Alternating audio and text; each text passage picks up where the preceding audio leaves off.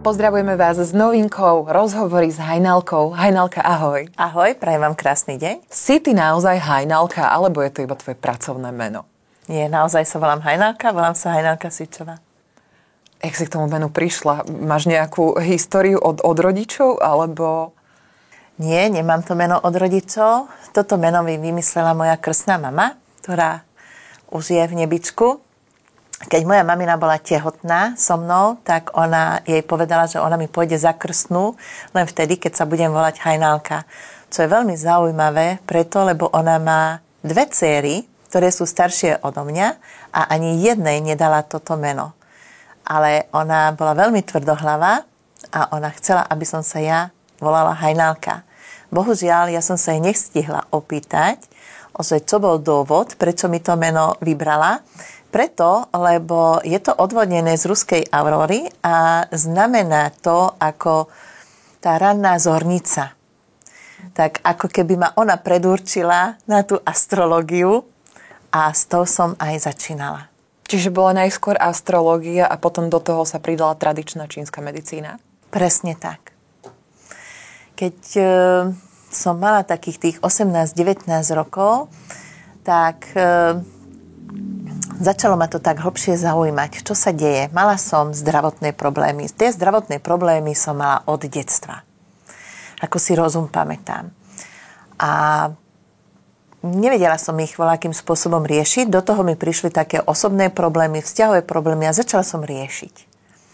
A v tej astrológii som sa tak našla. Lebo už som vedela veci pospájať, už som vedela, že prečo som určitých ľudí pritiahla do svojho života, prečo sa mi určité veci udiali, že tie zdravotné problémy som to tam mala dané fixne, že to je také nenavratné alebo neliečiteľné určité veci, že takto to bude mať a bodka. No ale potom prišli ďalšie veci po čase, po niekoľkých rokoch. Ja som vedela z tej astrológie, že hops, tak ja mám taký a taký zdravotný problém.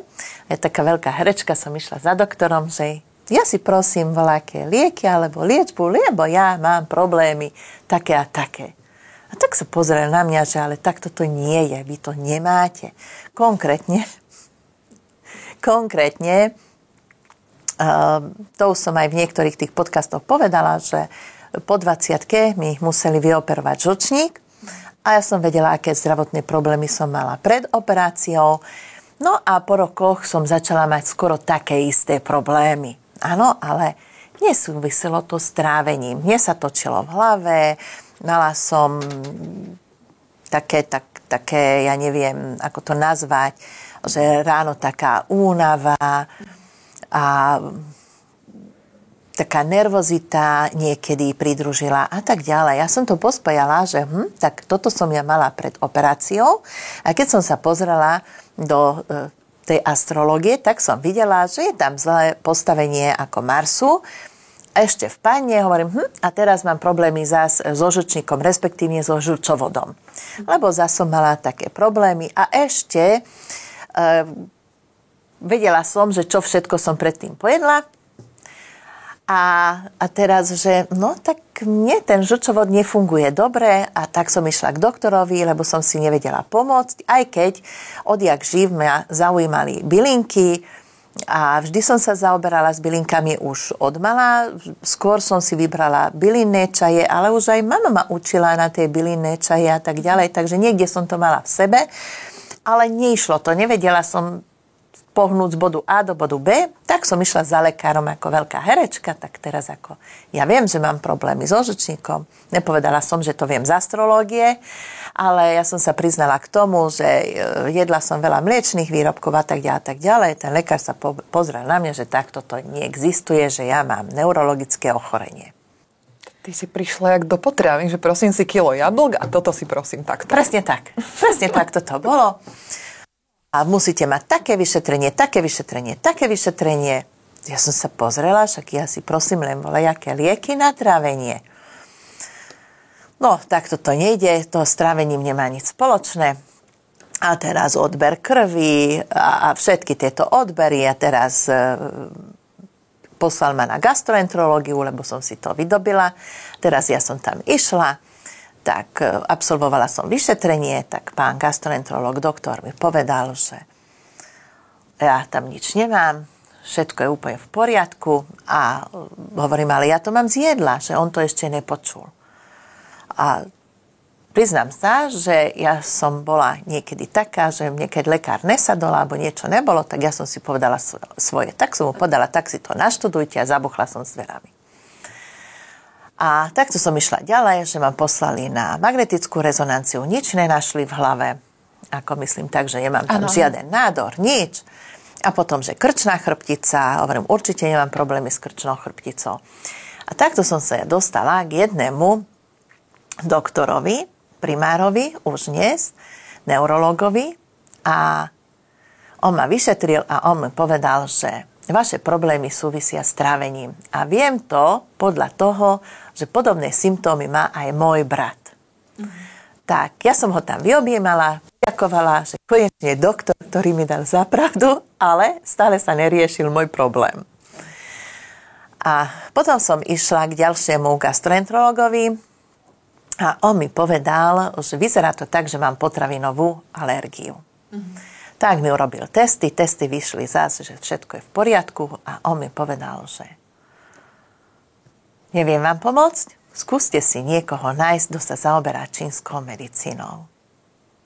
Lebo my máme vedomosti odtiaľ potiaľ, máme dobré vedomosti, čo sa týka tej západnej medicíny, ale zrejme do toho vy nezapadáte.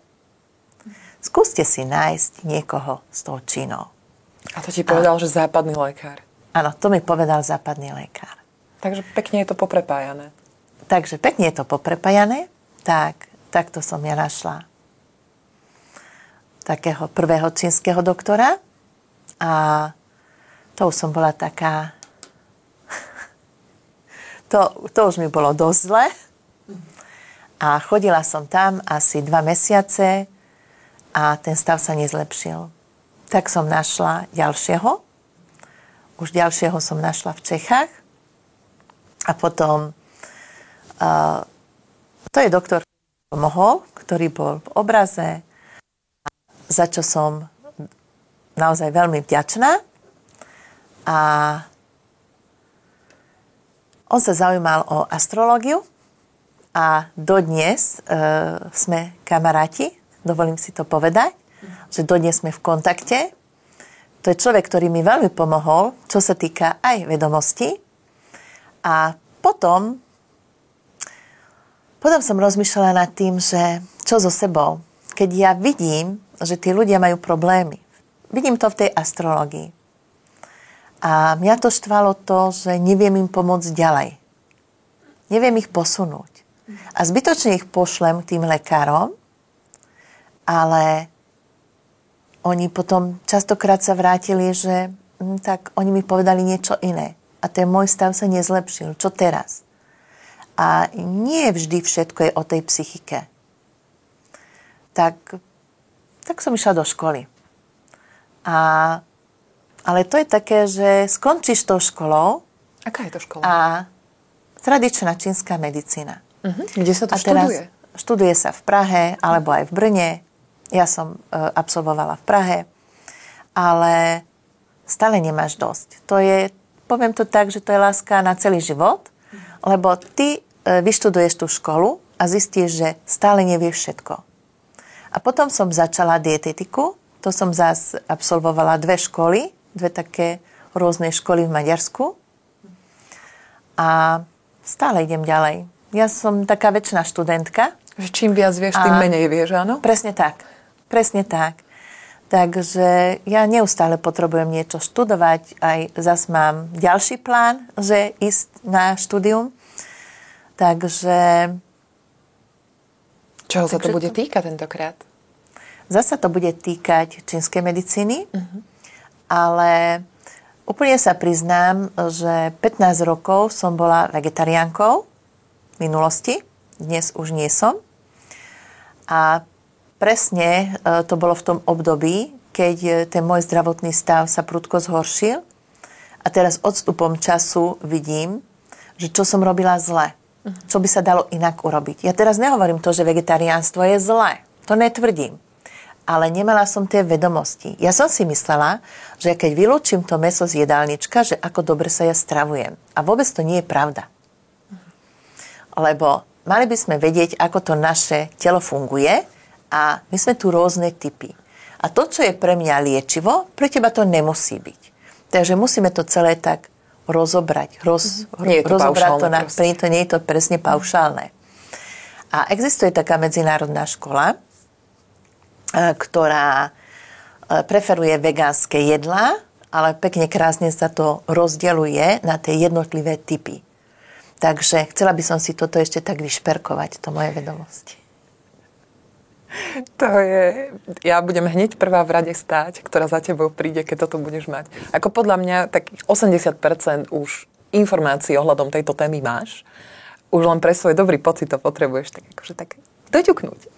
Ja si myslím, že tie vedomosti mám, skôr mi chýbajú také tie kombinácie, čo sa týka toho varenia, že ako vyšperkovať to jedlo, lebo tam sa naučíme úplne také iné veci, také nezvyčajné suroviny dokombinovať. Napríklad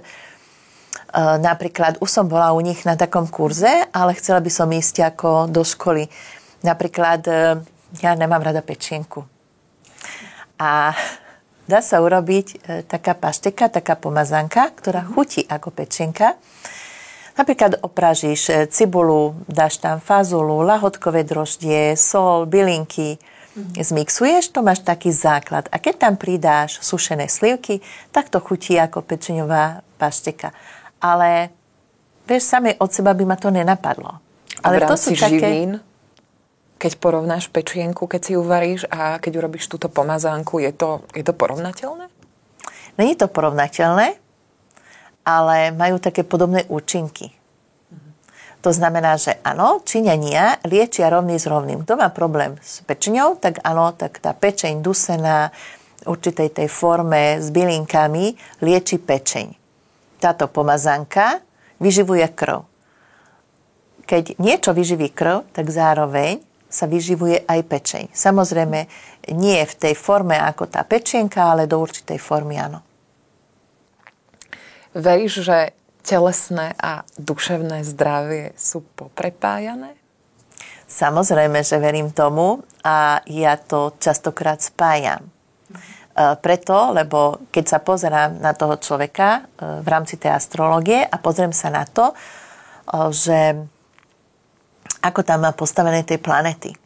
Vieš, niekedy niekto mi povie, že tak ja som teraz lev, alebo ja som barán, alebo ja som teraz panna, tak ja budem mať citlivý traviaci systém. Vôbec to tak nemusí byť.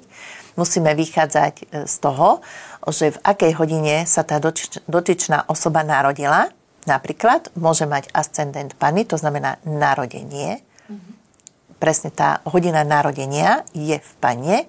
A potom pozeráme sa na to, že v akom postavení sú tie ostatné planety. Napríklad môže mať poškodený Mars, tak to už poukazuje na to, že áno, budú tam traviace problémy. Alebo bude tam mať poškodenú Venušu a nebude mať problémy s trávením, ale môže mať slabšie obličky.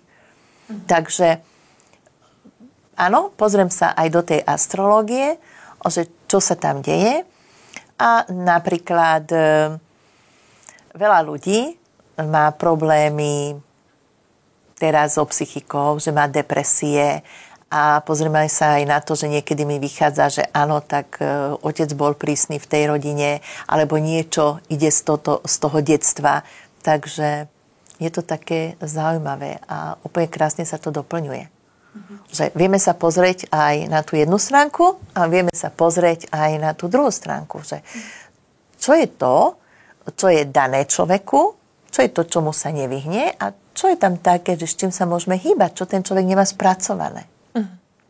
Sú povedzme nejaké rituály, ktoré dodržiavaš ty ako čínska lekárka alebo čínska terapeutka každý deň? Určite áno.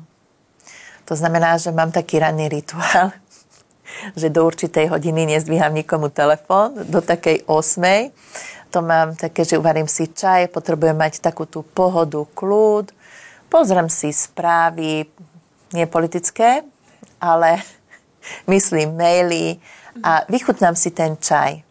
a až potom začnem pracovať. Toto nemôžem mať porušené. Takisto potrebujem mať ten každodenný pohyb. Keď nič nestíham, tak idem sa aspoň prejsť, lebo keď človek sedí a mám takú prácu, že viac menej je to sedavá práca a človek, keď sa nehýbe, tak tá energia stagnuje a není to dobré, lebo potom človek aj zlenivie a aj tie myšlienky tak nejdú potom. Je povedzme nejaká bylinka alebo nejaká potravina alebo niečo, čo nesmie chýbať v tom každom dni v tvojom živote? Alebo striedaš to podľa toho, čo aktuálne uznáš, že ja neviem, teraz je obdobie, že je leto také, aké je momentálne, tak idem posilňovať, ja neviem, imunitu. Máš niečo také? Mám. Prezrať. Tymián. Tymián je bylinka, na ktorú nedám dopustiť, preto lebo naozaj má širokospektrálne využitie, preto lebo podporuje činnosť srdca, podporuje činnosť sleziny a tým, že veľa rozmýšľam, tak áno, tá slezina slinivka je oslabená tým. Takže pre mňa tymián je bylinou číslo 1. A čo ešte tak používam každý deň? Tie čaje a všetko to striedám a takisto ostatné bylinky striedám podľa toho, aké je ročné obdobie a tak ďalej. Takže tymián určite každý deň je na mojom stole. Spomenieš si, povedzme, z tvojej praxe, ja viem, že je veľmi dlhá, že máš teda veľa rokov sa pohybuješ v tomto fachu, na nejaký prípad, ktorý aj teba, povedzme, niečo naučil? Áno. Áno, a ja si myslím, že pokiaľ budem žiť, tak na ten prípad nezabudnem, lebo poviem to tak, že Boh ma prefackal, ja som veriaca. A dovolím si tvrdiť to, že vedie ma Božia ruka. Neviem si to inak vysvetliť preto, lebo napríklad ja ešte sledujem takého, už zomrel, taký maďarský veľký bylinkár a naskočilo mi tam minulé video, rozprával o rakovine prsníka, na druhý deň sa mi ozvala pani s rakovinou prsníka. A teraz ja potom použijem informácie aj od neho, aj z tej astrológie, čo má emočne nespracované a plus tie čínske bylinky a celkovo tú čínsku fitoterapiu a aj tie potraviny a aj tú stravu komplet všetko. Takže všetko to spojím do jedného balíka. Ale nepovažujem to za náhodu, že jeden deň sa mi objaví video a na druhý deň sa mi objaví pani. A nie len to, ale minule sa mi objavilo video tiež. Bolo to o bielých krvinkách. Povedal určitý počet bielých krviniek. Na druhý deň sa mi ozvala pani, mala presne ten istý počet bielých krviniek, o čom rozprával ten pán. Takže k tým čínskym bylinkám som pridala ako aj tie naše slovenské a čakám na výsledok. Čo sa týka pocitovo, tá pani sa má oveľa lepšie a ja som rada, že mohla som ešte niečo navyše dať. Takže ja to vnímam tak, že áno, že som vedená a ja som za to veľmi vďačná a každý deň ďakujem za to, že môžem tým ľuďom pomáhať, aj prosím o tú pomoc, aby mi bolo umožnené ľuďom pomôcť. Takto. A prečo som povedala na začiatku, že ten Pán Boh ma prefackal? Preto, lebo prišla za mnou jedna staršia pani, mala teraz už ani neviem koľko, 75-77 rokov a mala 3 nádory v hlave. A teraz ja som povedala, že ja už tej pani môžem povedať, čo chcem, ja jej už nedokážem pomôcť, lebo už je stará. Ona už nebude vnímať a nebude nič z toho dodržiavať, lebo má určité návyky. A ja som s ňou rozprávala, bola tam s nevestou a ona jej hovorila, že píš, všetko píš. Tá nevesta všetko písala a o pol roka na to išla na kontrolu, alebo ona mala tie nádory neoperovateľné a tie nádory zmizli. A vtedy som povedala, že kto som ja, že niekoho posudzujem, že je to neliečiteľné, že to je zbytočná strata energie a času, tak vtedy poviem tak, že dostala som takú facku, že ja som tu nikto, ja nemôžem toho človeka odsudzovať, posudzovať, že že na čo budem na teba míňať čas. A tá pani ešte žila skoro 10 rokov. Takže to som dostala takú facku a odtedy to nerobím. Keď niekto chce tú pomoc, tak tá pomoc bude poskytnutá a čo urobí ten človek s tými informáciami, tak to je len na ňom. Ale mne to neprináleží odsudzovať alebo posudzovať. Keď máš, povedzme, takýto nejaký, že zložitejší alebo ťažší prípad, spolupracuješ alebo posielaš tých ľudí najskôr ku západnému lekárovi? Áno, spolupracujem s lekármi. Sú také prípady, ktoré prídu a povedia, že lekári povedali, že viac nemôžu robiť a skončia u mňa alebo u niekoho iného. A potom sú aj také prípady, keď ja vidím niečo a ja ich posielam k lekárovi.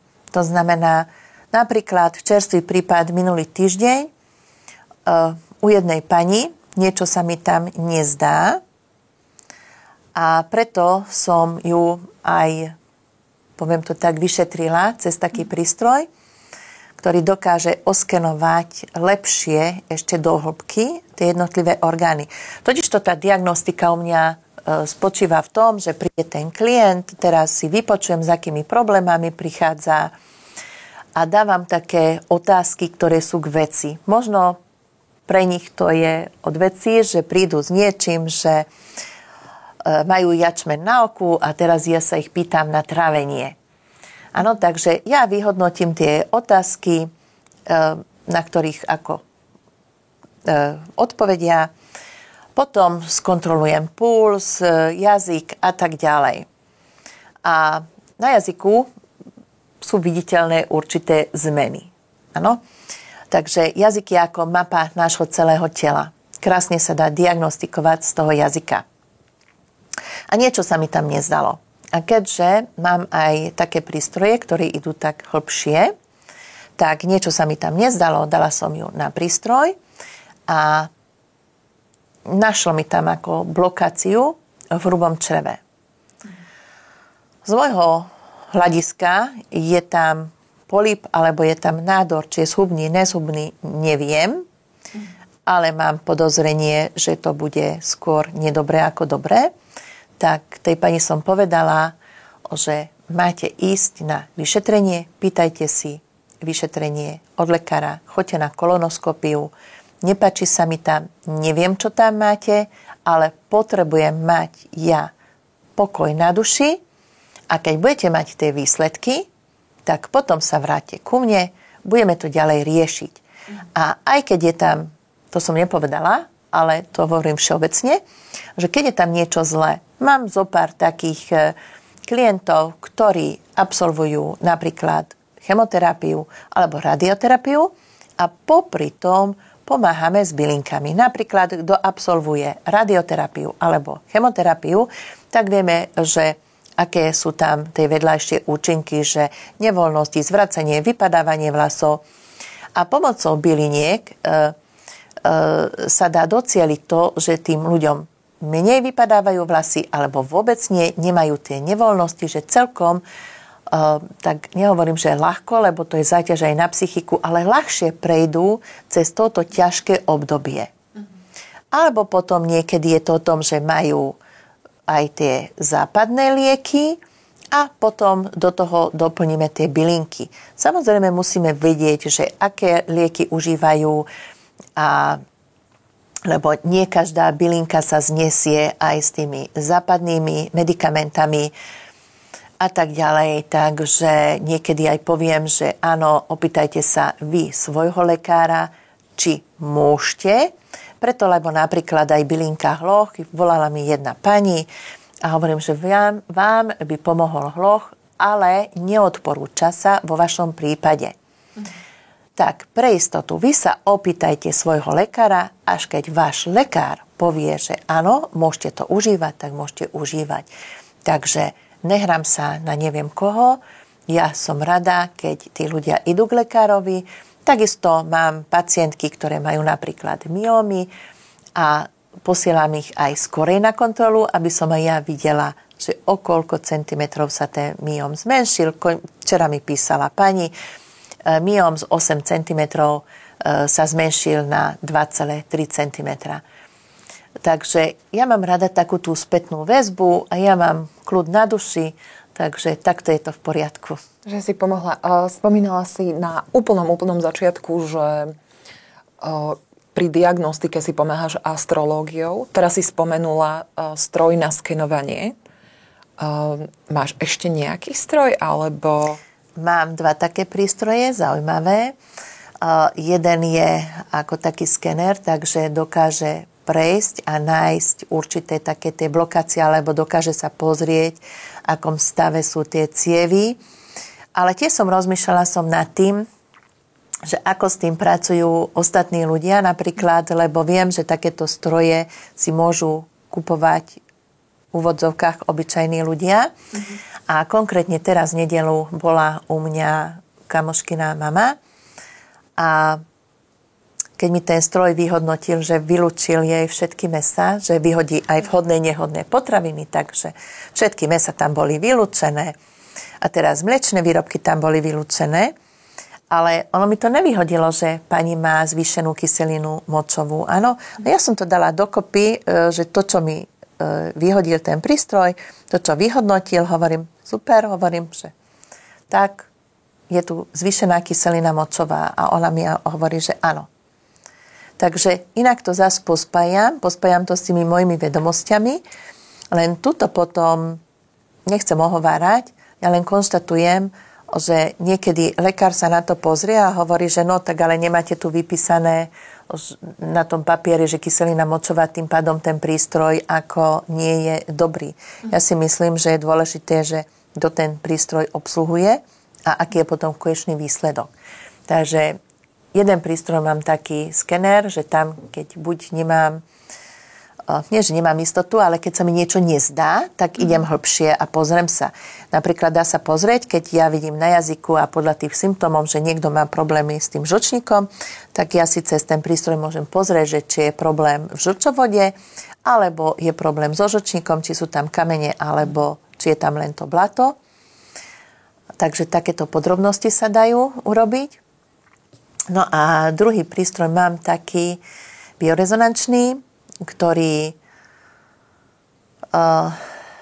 funguje na tej báze, že telo vydáva určité frekvencie. A keď niečo nie je v poriadku, tak tie frekvencie nie sú tiež v poriadku. Takže dokáže napraviť tie jednotlivé frekvencie a tie napravené frekvencie vráti do tela. Ja to používam ako takého pomocníka, to znamená ako doplnok. Není to gro, lebo zoberme si taký príklad, keď žena v prechode má určité problémy, napríklad, konkrétne tiež príklad, bol víkend a teraz žena nadmerne krvácala a sa mi ozvala, áno, aj cez víkend zvíham telefóny, keď sú takéto akutné prípady. Ale až po 8. Až po 8. A teraz čo? Kým sa ona dostane na urgent a tak ďalej, len dobre, tak máte tie bylinky a nasadte, dajte si 3-násobnú dávku, vám sa nič nestane. Večer mi volala, že krvácanie ustálilo. Takže nebudem ju dávať a volať, neviem odkiaľ je, zo Skalice, že teraz prídite a teraz vás napojíme a dojdete 3-krát. Ona potrebuje akutnú pomoc a práve tie bylinky dokážu v akutných prípadoch ako pomôcť. Samozrejme, že to neplatí, keď niekto má akutný zápal slepého čreva, lebo to pošlem na chirurgiu, áno. Kde sa mi to stalo, že mi volala jedna pani, vnúk horúčku, na nožke sa objavili flaky, hovorím, ani nerozmýšľajte a ani nechoďte na urgent, ale volajte normálne 112 preto, lebo nemám z toho dobrý pocit, ako keď už niekoľko dní má vysokú horúčku, je víkend a hovorím, vy kým budete čakať na pohotovosti, tak ten stav sa môže rapidne zhoršiť, lebo však tam berú deti podľa poradia, hovorím, volajte normálne 112, takže áno, ľudí posielam aj k lekárovi, aj na urgent posielam a aj sama sa im snažím pomôcť. Rozprávame sa, Hajnalka, o tradičnej čínskej medicíne a o tvojich skúsenostiach a tvojej práci, ale žiješ aj ty podľa, povedzme, princípov tradičnej čínskej medicíny? Že snažíš sa aj ty držať sa v takej tej rovnováhe? Žijem podľa 5 elementov, to znamená, prispôsobujem sa ročnému obdobiu a takisto ako stravujem sa podľa 5 elementov, to znamená, všetko musí byť v takej tej rovnováhe a to, čo ja hovorím, tak ja presne podľa toho aj žijem. Pred chvíľou som povedala, že nemám právo odsudzovať, posudzovať. To už je dávno. Ale áno, sú také prípady, keď sú aj niektorí terapeuti, ktorí berú chemické lieky a potom ľuďom dávajú bylinky. Tak ako ja som podľa toho názoru, že keď niečomu verím, tak musím s tým žiť. Takže ja používam bylinky, ja používam východnú medicínu, aj keď neustále tvrdím, že tá západná medicína je nenahraditeľná a tvrdím to a budem to tvrdiť. A sama som ich využila niekoľkokrát. Naposledy minulý rok v novembri, keď som si vyrobila úraz a museli pomôcť západní lekári. Takže to je presne toto sú stavy, že niečo sa stane. Áno, môže sa niečo roztrhnúť, zlomiť a neviem čo. A už sme odkazaní na tú západnú medicínu. Ale čo sa týka bežných chorób, či sú to ľahké prípady, ťažké prípady, čo sa týka mňa, ja využívam východnú medicínu. Takže keď sa mi aj niečo stane, tak ja rozmýšľam, že prečo sa to udialo, čo za tým je a čo s tým môžem urobiť. A netýka sa to len, čo sa týka jedla, čo sa týka chorób, ale všeobecne. Áno. Napríklad teraz niečo sa u mňa doma opravuje a pekne zatieklo. A teraz majstri hotoví, čo sa stalo, oni to riešili, ja som sa začala smiať. A že čo sa deje, hovorím, si zoberme jednu vec, že miestnosť je prázdna, teraz zatieklo, ako je to super, lebo ja to berem ako Boží dar, že ukázala sa tá chybička, že čo nebolo dobre urobené, ale keby tá miestnosť už bola zariadená, všetko tip-top hotové a keby zatieklo vtedy, tak už by bol prúser. Takže ja mám taký postoj k životu, že keď sa niečo stane, tak najprv sa zastavím a nenadávam, ale skúsim rozmýšľať tak, že čo sa deje a čo s tým ja môžem urobiť. Záleží na tom, že aký ja mám postoj. Mohla som sa nahnevať. Ale na čo? No iba na chvíľu. Pre mňa je to dar, že sa to nestalo v tej horšej forme. A častokrát to poviem aj tým ľuďom, ktorí dojdú a sa ľutujú, že prečo sa mi to stalo, prečo som ochorela. Hovorím, presne, aj ja som bola v tých situáciách, keď som sa ľutovala a keď som sa pýtala, že prečo sa mi to stalo. Zoberte si jednu vec, že koľkým mladým ľuďom sa stane úraz a zomrú pri tom. Či to je nehoda, alebo hoci čo. Vy to berte tak, že ste dostali druhú šancu. Aj niekedy sa stáva, keď sleduješ, či už na tých sociálnych sieťach alebo tak, že ľudia sa sťažujú a sa ľutujú, že poisťovňa im nepreplatila drahé lieky. Ja to vnímam tak, že tí ľudia preto nedostali zaplatené tie lieky, lebo majú istou inou cestou, majú hľadať iné riešenie. Ale človek, keď tomu tak prepadne a začne sa ľutovať, tak nie je to dobré a neskončí to dobre. Lebo keď si všimneš potom tie výsledky, tak väčšinou tí ľudia ani neprežijú. To znamená, že dostanú, vyzbierajú sa na tie lieky a napriek tomu oni odídu. A ja to vidím tak, že oni dostali ešte šancu ísť inou cestou. A ja naozaj ďakujem Bohu, že som stretla som tých ľudí, ktorých som stretla, lebo naozaj ja som bola v takom zlom stave, že keby som ich nestretla, tak už tu nie som. Ale ja som sa snažila hľadať iné riešenie, keď mi západná medicína povedala, že mi nič nie je. A ja som niekedy ráno nebola schopná stáť z postele. A nebola som schopná vyniesť smeti alebo ísť do obchodu, nakúpiť. To už sú podľa mňa brutálne ťažké stavy a podľa západnej medicíny som bola v poriadku, tak mohla som salutovať, hľadať iné riešenie, alebo mohla som počúvať a som počúvala toho doktora, ktorý povedal, že áno, tuto sme skončili, hľadajte riešenie inde. A tá cesta sa otvorila. A vieš, čo sa zvykne hovorí? Keď žiak je pripravený, učiteľ sa nájde. Takže keď príde to odhodlanie, tak zrazu tá cesta je otvorená. A takto to bolo aj s tou mojou školou. Ako som sa ja vôbec dostala do tejto školy, tak tiež mi volala jedna pani a chcela sa objednať a ona mi povedala, že ale ja v sobotu budem cestovať cez Bratislavu, môžem sa zastaviť? A zastavila sa u mňa a vtedy som už vedela dosť veľa o tej čínskej medicíne, ale to som bola taký samouk. A teraz, ja keď som s ňou rozprávala, tak ona mi hovorí, že a vy máte aké dobré vedomosti, že vy chodíte na čínsku medicínu? Ja, že nie. A že vy nechodíte, že ja som prváčka.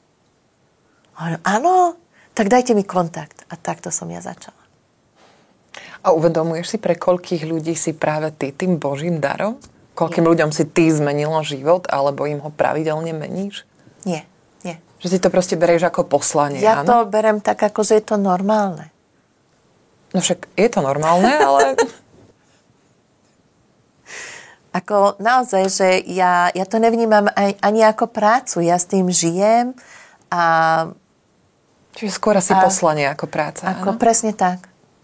A ja mám radosť, keď mám takú tú spätnú väzbu, že áno, tak niekomu sa ten stav zlepšil, niekto sa vyliečil a ja mám z toho veľkú radosť. A zás poviem taký príklad, že včera prišla za mnou pani, no totálne zavodnená. Ona povedala, že ona má pocit, že ona zomiera. A samozrejme, že tieto stavy rieši aj západným lekárom, ale zás termíny, zatiaľ tie laboratórne vyšetrenie nemala také zlé. No a tak pekne sme sa dopracovali k tomu. Ona bola tak opuchnutá, že tlakomer som jej nevedela nasadiť na ruku. Áno, že jednoducho naliata vodou. A tak ďalej. A keď som ju vyšetrovala, tak ona mala strach, že zomre na srdce. Len srdce máte úplne v poriadku, ale vaše trávenie je tak zablokované, že vy ste z toho zaliatá vodou. Si zoberte, že tak som jej vysvetľovala, že ako to teličko funguje.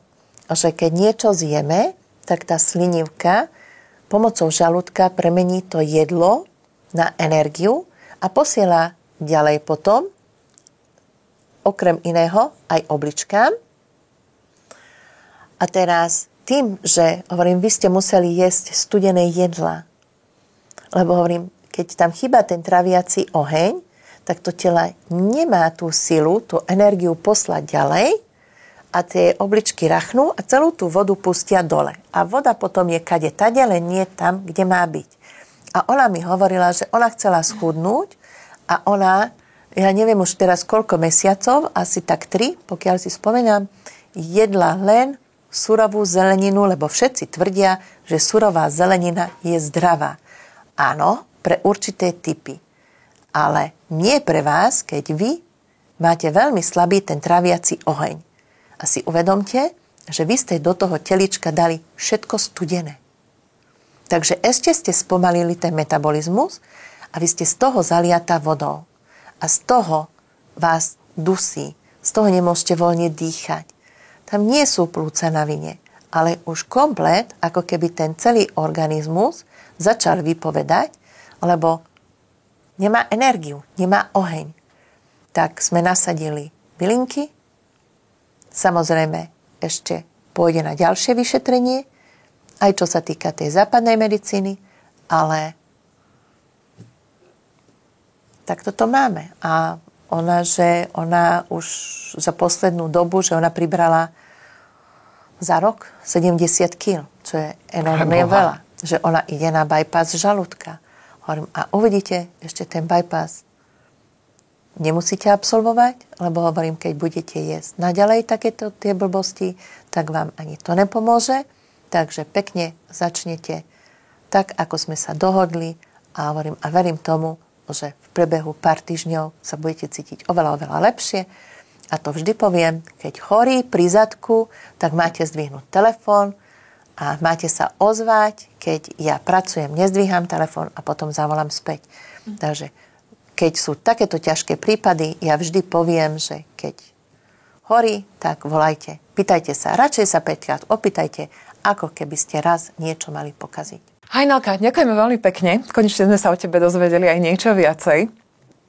A ja ďakujem veľmi pekne. A v prípade, že vás trápia zdravotné problémy alebo chcete ísť tou prírodnou cestou, neváhajte kontaktovať Hajnalku. Všetky kontaktné údaje nájdete na www.hajnalka.sk. Majte pekný deň. Krásny deň vám prajem.